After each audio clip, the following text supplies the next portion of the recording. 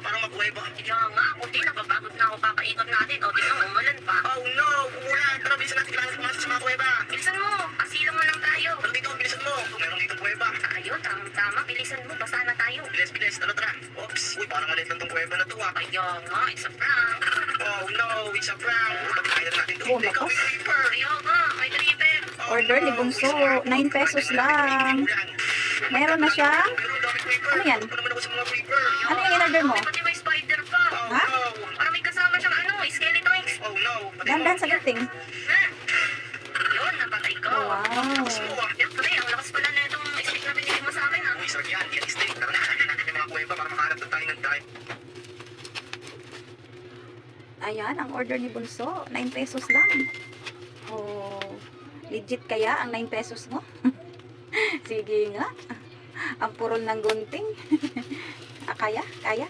Uy, malapit na. Uy, 9 pesos. Tingnan ko nga kung legit. Wow! Uy. Totoo ba? 9 pesos lang siya? Ang galing. Hindi ako kasi. Paano? May ano pa yan? May ano pa yata? Packing tape. Hanapin mo. Wala. Okay, wala.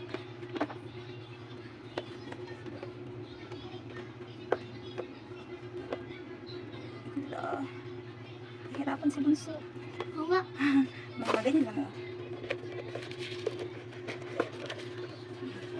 Ganunin mo lang. Yan na. Sige. Yan na. Ayan na. Pati na lang. Whoop.